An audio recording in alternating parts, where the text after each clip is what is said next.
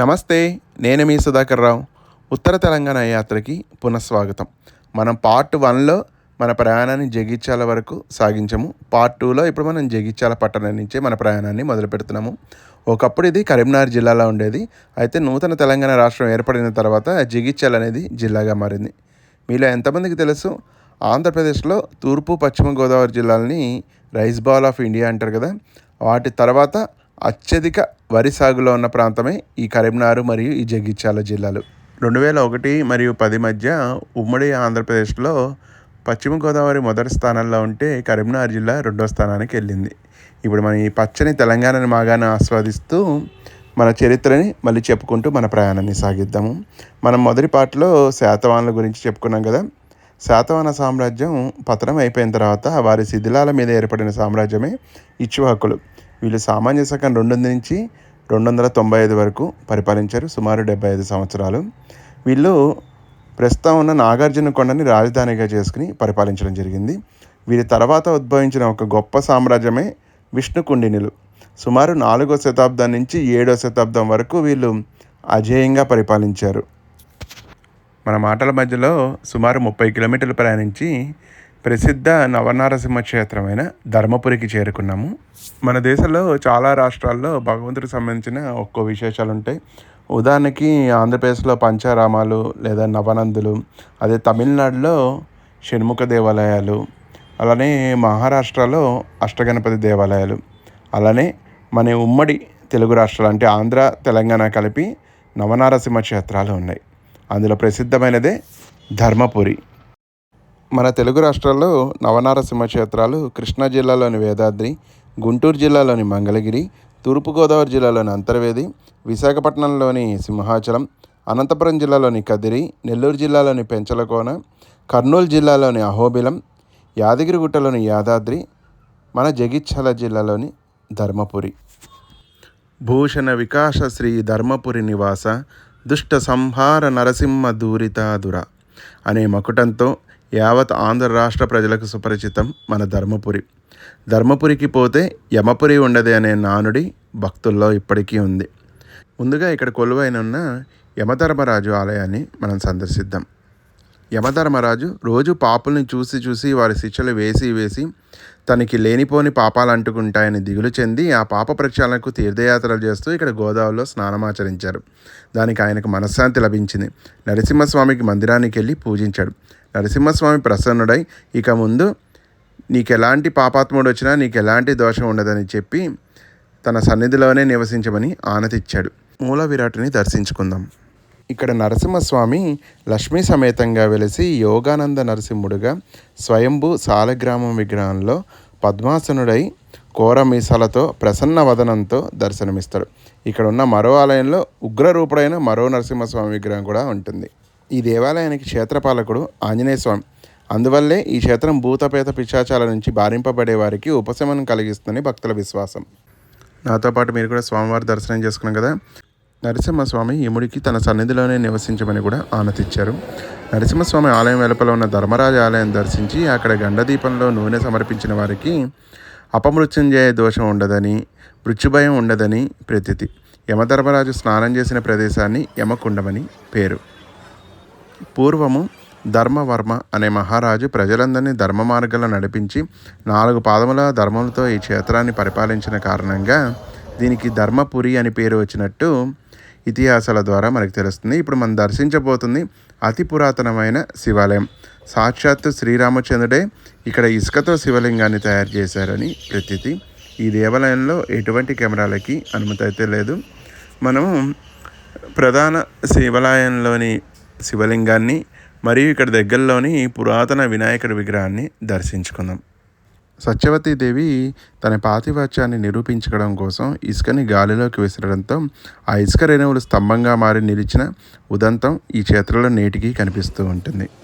కరీంనగర్ పట్టణానికి 75 కిలోమీటర్ల దూరంలో ఉన్న ఈ ధర్మపురి క్షేత్రం దక్షిణ భారతదేశంలోని దక్షిణ కాశీగా పేరొందింది. పవిత్ర గోదావరి నది తీరాన విరజిల్లుతున్న ఈ పుణ్యతీర్థానికి పురాణ, ఇతిహాస, సాహిత్య ప్రాధాన్యతతో పాటు ఆధ్యాత్మిక క్షేత్రంగా కూడా వెల్లివిరుస్తుంది. ఇప్పుడు మనం చూస్తున్నది అతి పురాతనమైన బ్రాహ్మణ అగ్రహారం. దీపావళి తర్వాత వచ్చే భగినీ హస్త భోజనం గురించి మీరు వినే ఉంటారు. అసలు దాని చరిత్ర ఏంటో మీకు తెలుసా? యముడు మరియు యమున కమల పిల్లలు. ప్రతి ఏటా దీపావళి తదుపరి విదియ నాడు యమధర్మరాజు సోదరి చేత భోజనం తినడానికి భూలోకానికి వస్తాడని నమ్మకం. అందువల్ల ఈరోజు భగినీ హస్త భోజనం అనే అన్నదమ్ములు అక్కచెల్లెళ్ళ చేతి భోజనం చేసి కానుకలిచ్చే సాంప్రదాయం తెలుగువారికి ఏర్పడింది. మనం దేవాలయం దగ్గరలోని గోదావరి తీరానికి చేరుకున్నాము. గోదావరి చూడండి ఎంత ప్రశాంతంగా అద్భుతంగా కనిపిస్తుందో. ప్రతిరోజు ఉదయాన్నే ఇక్కడ భక్తులు స్నానం ఆచరించి భగవంతుని దర్శనానికై వెళ్ళడం జరుగుతుంది. ప్రతి నెల భరణి నక్షత్రం రోజున పెద్ద సంఖ్యలో భక్తులు హాజరై ఇక్కడ పూజలు నిర్వహిస్తారు.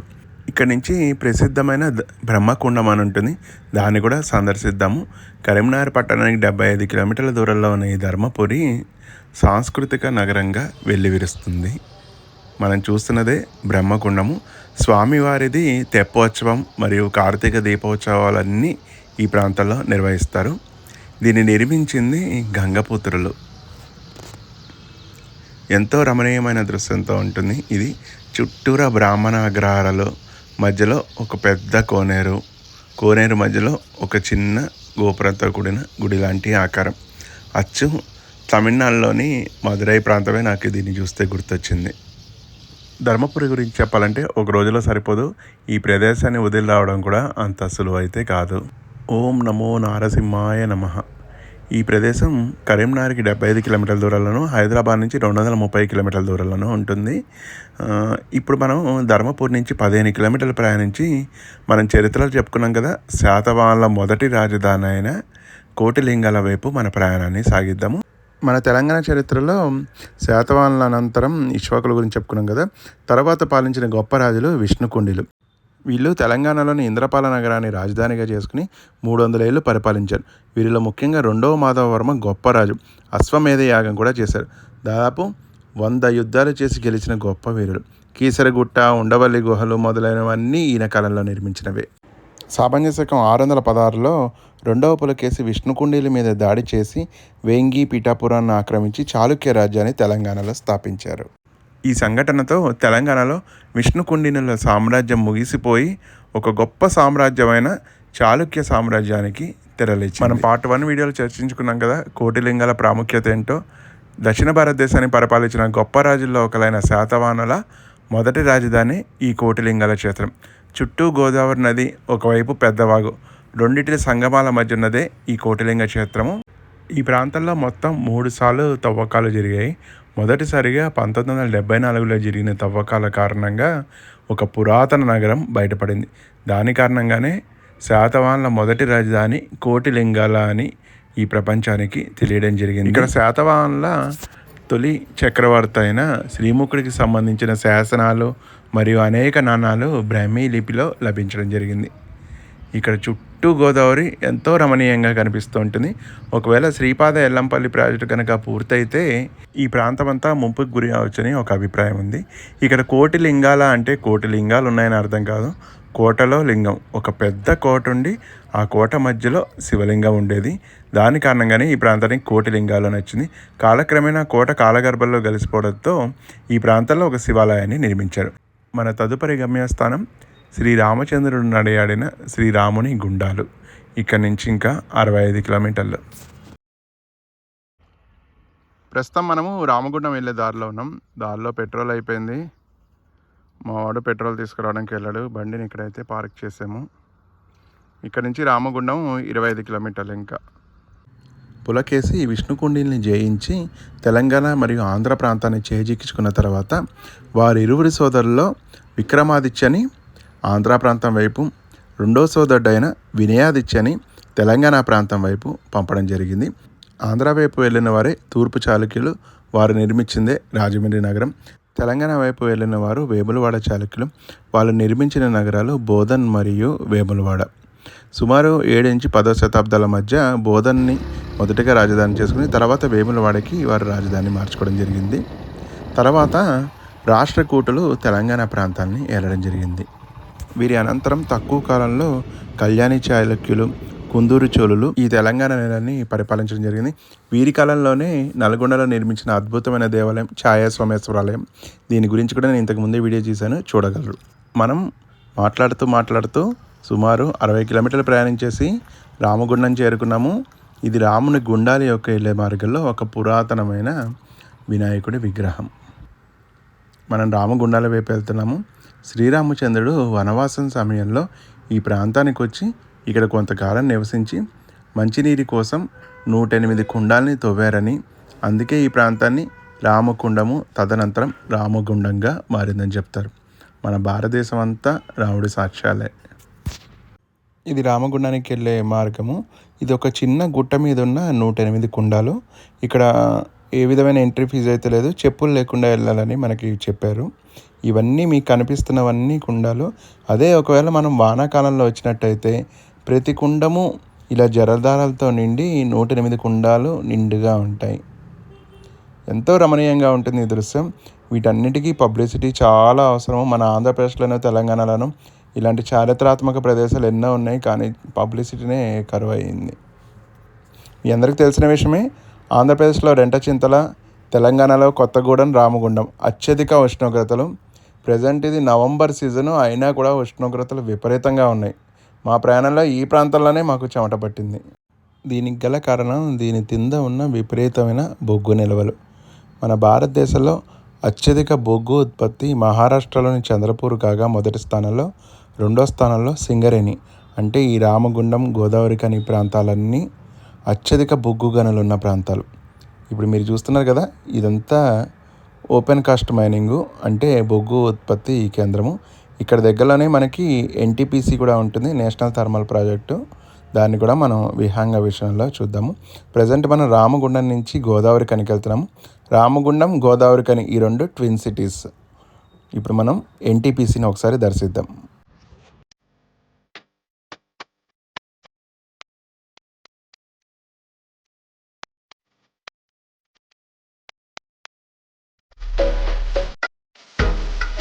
మనం రాజీవ్ రహదారి గుండా ప్రయాణిస్తున్నాము. మళ్ళీ ఒకసారి మనం చరిత్ర గురించి చెప్పుకుందాము.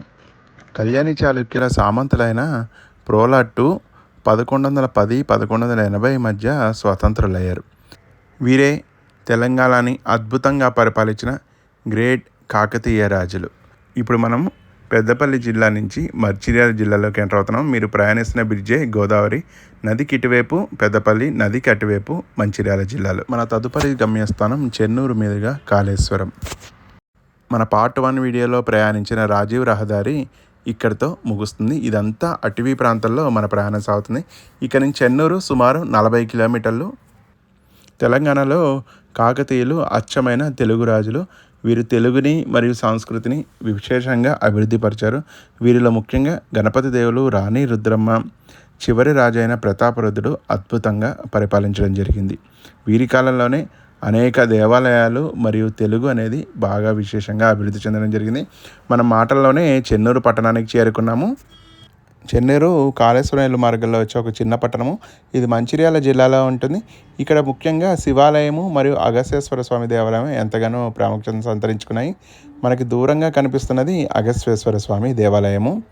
ఈ దేవాలయం చూడడానికి చాలా అద్భుతంగా ఉంది, కానీ మెయింటెనెన్స్ మాత్రం చాలా పూర్గా ఉంది.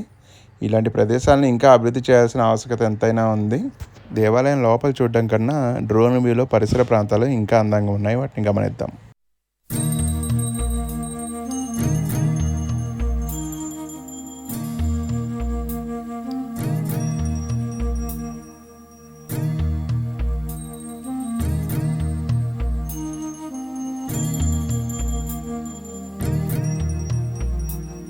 చెన్నూరు మినీ ట్యాంక్ బండ్, మళ్ళీ మధ్యలో ఉన్న అగస్త్యేశ్వర దేవాలయం మీ అందరికీ నచ్చింది అనుకుంటాను. ఈ ప్రదేశం చాలా అందంగా ఉంది, కానీ మెయింటెనెన్స్ లోపాలు అయితే బాగానే ఉన్నాయి. మీరు ఒకవేళ చెన్నూరు వస్తే ఈ ప్రాంతాన్ని తప్పకుండా సందర్శించండి. ఇక్కడ నుంచి 16 కిలోమీటర్లు ప్రయాణించి కాళేశ్వరం వైపు మన ప్రయాణాన్ని సాగిద్దాం. మనం కాకతీయుల గురించి చెప్పుకుంటున్నాం కదా. కాకతీయులు మొదటగా జైనులు, తదనంతరం వాళ్ళు శైవత్వం వైపు దారి మళ్ళారు. 1390లో ఢిల్లీ సుల్తాన్ దాడి చేసి కాకతీయ సామ్రాజ్యాన్ని పూర్తిగా నాశనం చేయడం జరిగింది. తిరిగి 1330లో కాకతీయ రాజ్యానికి సైన్యాధిపతులుగా పనిచేసిన ముసునూరి నాయకులు వరంగల్ని తిరిగి స్వాధీనం చేసుకుని కొంతకాలం వరకు హైదరాబాద్ని మరియు వరంగల్ని పరిపాలించడం జరిగింది. ప్రస్తుతం మనము మహారాష్ట్రలోకి ఎంటర్ అయిపోయాము. ఇది సిరోంచా ప్రాంతము. మధ్యలో కనిపిస్తుంది కదా గోదావరి. మనం ఒకవేళ కాళేశ్వరం వెళ్ళాలంటే మహారాష్ట్ర మీదుగా ప్రయాణించాల్సి వస్తుంది. ఇప్పుడు మనం నదిని దాటేసాం కదా, మనం మహారాష్ట్రలోకి ఎంటర్ అయిపోయాం. ఇదే ఇంటర్ స్టేట్ చెక్ పోస్టు. ఇది సిరోంచా ప్రాంతం.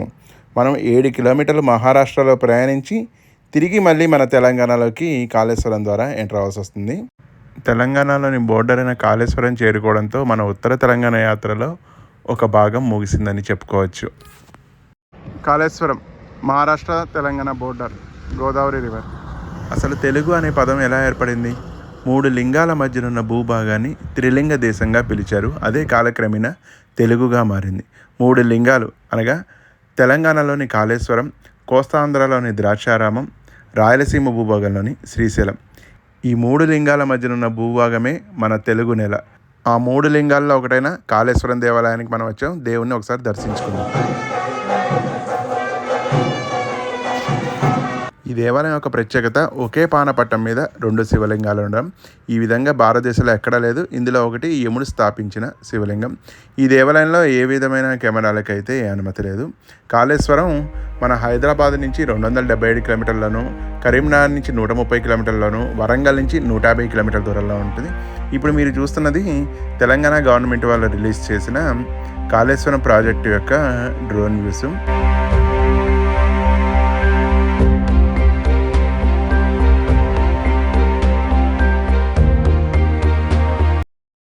కాళేశ్వరం దేవాలయం చాలా బాగుంది కదా. ఎంతో విశిష్టత కలిగిన ఈ దేవాలయాన్ని తప్పకుండా అందరూ దర్శించాలి. ఇప్పుడు మనం కాళేశ్వరం నుంచి 56 కిలోమీటర్లు ప్రయాణించి మంథని చేరుకుంటున్నాము. మంథని కాళేశ్వరం మధ్య వచ్చే భూభాగం అంతా అటవీ భూమి ప్రాంతము. మంథని కొత్తగా ఏర్పడిన పెద్దపల్లి జిల్లా కింద వస్తుంది. మంథని అత్యధికంగా బ్రాహ్మణులు ఉండే ప్రదేశాల్లో ఒకటి. ఈ ప్రదేశం ఎమ్మెల్యే కూడా ఒక బ్రాహ్మణుడే, శ్రీధర్ బాబు, కాంగ్రెస్ తరపు నుంచి. దీని పూర్వనామము మంత్రనిధి లేదా మంత్రగని. ఎప్పుడు నిరంతరం వేదఘోష వినిపించడం కారణంగా ఈ ప్రాంతానికి మంత్రనిధి అని పేరు వచ్చిందని చెప్తారు. ఈ గోదావరి తీరంలోనే గౌతమ మహర్షి తన స్థిర నివాసాన్ని ఏర్పరచుకున్నారని చెప్తారు. మనము పురాతనమైన గౌతమేశ్వర స్వామి దేవాలయం చేరుకున్నాము. దీన్ని నిర్మించింది కాకతీయ రాజులు. సుమారు 1000 సంవత్సరాల పురాతనమైంది. ఈ మంతని గురించి చాగంటి కోటేశ్వరరావు గారు చాలా అద్భుతంగా వివరించారు. ఆయన మాటల్లోనే మనం విందాం. మీకు గోదావరి ప్రవాహం అంతా కూడా మహర్షులతో నిండిపోయినటువంటి క్షేత్రాలు.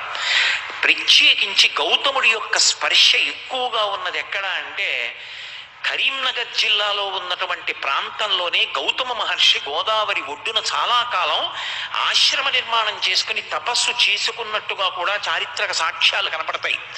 మంథని అని ఒక గ్రామం, చూడడానికి చిన్న గ్రామం, కానీ ఎప్పుడైనా మంథని మాత్రం వెళ్ళి తీరాలి మీరు. మంథని వెళ్ళకపోతే మాత్రం ఏదో దోషం చేసినట్టే. అసలు చూసి తీరాలి. అక్కడ లక్ష్మీదేవి వెలిసి ఆ మంథనిలో ఇప్పటికీ కూడా మీరు 1000 మంది బ్రాహ్మణులకు భోజనం పెడతాను అని సంకల్పం చేస్తే 1000 మంది బ్రాహ్మణ కుటుంబాలు, 1000 మంది బ్రాహ్మణులు మీకు వెంటనే దొరుకుతారు. బ్రహ్మాండమైనటువంటి గౌతమి ప్రవాహం. అక్కడే చూడడానికి చాలా బాధ వేసిందనుకోండి, దేవాలయం అంతా పూర్తిగా శిథిలం అయిపోయింది. గౌతమ మహర్షి తపస్సు చేసి ప్రతిష్ఠ చేసినటువంటి అద్భుతమైనటువంటి దేవాలయం శిఖరం మీద ఉంటుంది. అక్కడి నుంచి చూస్తే గోదావరి అద్భుతమైనటువంటి ప్రవాహం. గోదావరి ప్రవాహం ఒడ్డున ఎన్ని ప్రఖ్యాత క్షేత్రాలు వెలిశాయి అన్నది నేను చెప్పవలసి వస్తే కొన్ని నెలలు నేను ఉపన్యాసం చెప్పవలసి ఉంటుంది. ఇదండి మంథని యొక్క విశేషాలు. ఇప్పటికి కూడా తెలంగాణలో అత్యధికంగా బ్రాహ్మణులు ఉన్న ప్రాంతాల్లో మంథని ఒకటి. ఇక్కడ ఎమ్మెల్యే కూడా బ్రాహ్మణుడే, శ్రీధర్ బాబు. దేవాలయ దర్శనం అయిపోయింది కదా. ఈరోజు పొద్దునుంచి ఏం తెలియదు మేము తీసుకున్న ఉపాహారం. మనం మంథని నుంచి జిల్లా కేంద్రమైన పెద్దపల్లి చేరుకున్నాము. పెద్దపల్లిలో కూడా సింగరేణి యొక్క కాలనీస్ ఉంటాయి. మంథని నుంచి పెద్దపల్లి 34 కిలోమీటర్లు. మార్గ మధ్యలో మనకి ఆది వరాహ దేవాలయం అని, మరికొన్ని పాండవుల గుట్టలని ఎన్నో పురాతనమైన ప్రదేశాలు వస్తాయి. మేము సమయాభావం వల్ల మేము చూడలేకపోయాము. ప్రస్తుతం మనం పెద్దపల్లి నుంచి 6 కిలోమీటర్లు ప్రయాణించి రెడ్డిపాలెం అనే చోటుకి చేరుకుంటున్నాము. దీని యొక్క ప్రత్యేకత, ఇక్కడ 13వ శతాబ్దం నాటి పురాతన దేవాలయం ఉంది. దాన్ని ఆండాలమ్మ దేవాలయం అంటారు. దాన్ని ఈ మధ్య కాలంలోనే అభివృద్ధి చేస్తున్నారు. ఇక్కడ ముఖ్యంగా షార్ట్ ఫిలిమ్స్ కానీ, వెడ్డింగ్ షాట్స్ కానీ చాలా బాగా చేస్తున్నారు. ఎంతో పురాతనమైన దేవాలయం ఈ మధ్యనే ప్రాచుర్యానికి నోచుకుంటుంది. ఈ దేవాలయాన్ని 13వ శతాబ్దంలో అప్పుడు రాజుల చేత నిర్మించబడింది. ఇది ఒక రకమైన జైన దేవాలయం. అయితే ఈ నిర్మాణం పూర్తయ్యే సమయానికి రాజు మరణించడంతో దేవాలయంలో ఎటువంటి విగ్రహ ప్రతిష్టాపన అనేది అయితే జరగలేదు. తెలంగాణలో ప్రసిద్ధిగాంచిన జానపద గీతం సారంగధరి అనే పాట మొత్తాన్ని ఇక్కడే షూటింగ్ చేయడం జరిగింది. ఎంతో అద్భుతంగా ఉంది. ఒక చిన్న పల్లెటూరులో అడవి మార్గంలో ఉన్నది ఈ దేవాలయం. దేవాలయానికి ప్రత్యేక ఆకర్షణ ఈ దేవాలయం వెనకాలే ఉన్న పెద్ద కొండ. ఒకవేళ మీరు ఈ పెద్దపల్లి ప్రాంతానికి వస్తే కేవలం 6 కిలోమీటర్ల దూరంలో ఉన్న ఆండాలమ్మ ఓల్డ్ టెంపుల్ అని కొడితే మీకు గూగుల్లో కూడా మ్యాప్ చూపిస్తుంది. తప్పకుండా సందర్శించండి.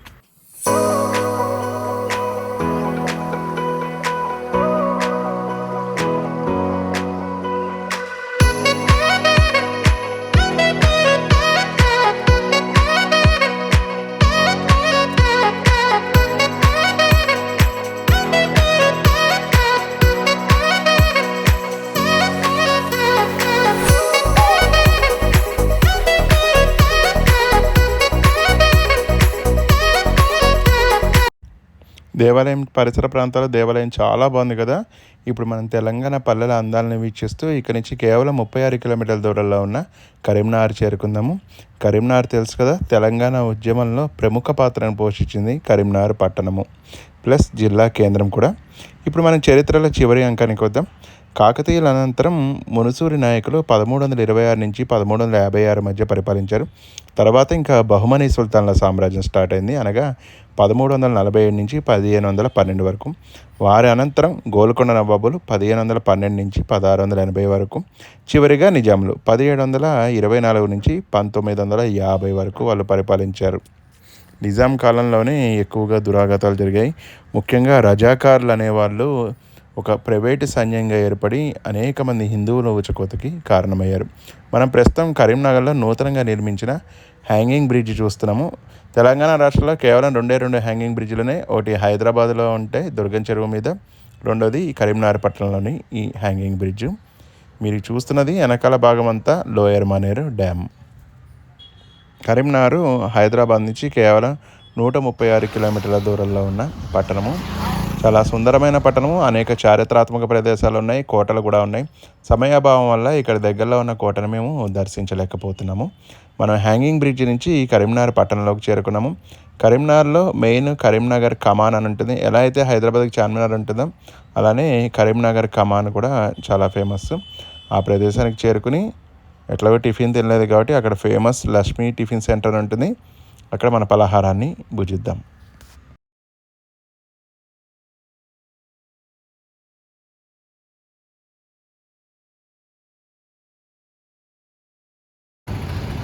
కరీంనగర్ కమాన్ చేరుకున్నాము. కరీంనగర్లో ప్రఖ్యాత ల్యాండ్ మార్కే ఈ కరీంనగర్ కమాన్. ఇక్కడ దగ్గరలోనే లక్ష్మీ హోటల్ అని ఉంటుంది.